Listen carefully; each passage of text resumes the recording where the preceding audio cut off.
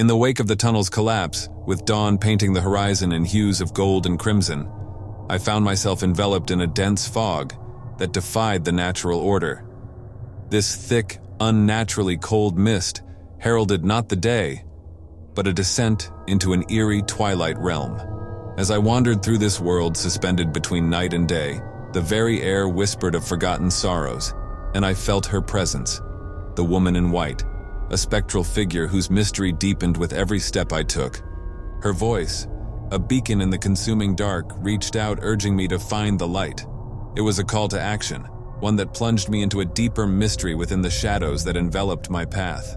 Her image, both a beacon and an enigma, guided me through the realm between the living and the spectral, where every shadow whispered of unseen horrors. As I trudged forward, the locket's warmth against my skin was a constant reminder of the bond that tied me to her, a bond that felt as though it spanned centuries, transcending time and death itself. Yet with each step, I could not shake the feeling of being watched, of eyes lurking just beyond the mist, observing my every move. Suddenly, the ground beneath me gave way, and I found myself plunging into an abyss. The fall felt endless, a descent into madness that tested the very limits of my sanity. When I finally landed, the impact was softened by a ground made not of earth, but of whispers. Whispers that coalesced into the form of the woman in white, her visage sorrowful yet serene. "You must continue," she implored, her voice echoing around me. "But beware, for the darkness seeks to consume you, to trap you in its embrace as it has so many others." Her warning hung heavy in the air as she dissipated like mist, leaving me in a cavernous expanse that throbbed with the heartbeats of the damned. The darkness here was alive, a malevolent entity that pulsed with a hunger for the souls of the lost.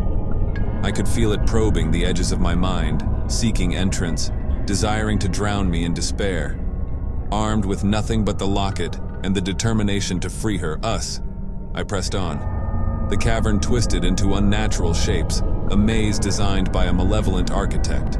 Shadowy figures darted just out of sight, their laughter a cacophony that filled the void, taunting me, driving spikes of fear deep into my heart. It was in this labyrinth of darkness that I faced my most terrifying ordeal. From the shadows emerged a creature born of nightmare, its form shifting, a miasma of all my fears given flesh. Its eyes burned with a malevolent light, and it spoke in a voice that was a chorus of the damned, promising eternal suffering, promising that my soul would be forever bound to this darkness. But it was her voice that anchored me, a whisper in the chaos, reminding me of the light, of hope.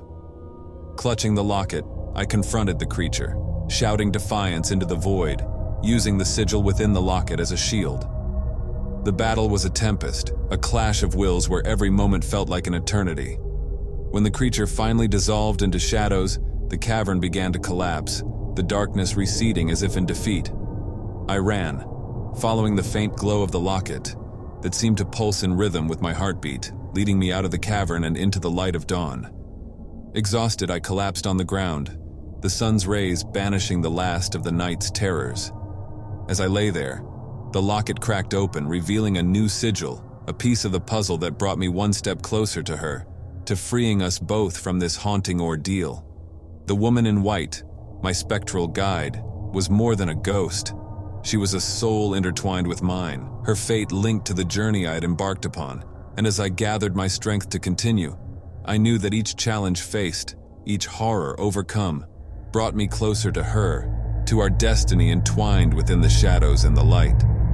As I stood, the forest around me no longer seemed hostile, but rather a threshold to the next chapter of this eerie saga.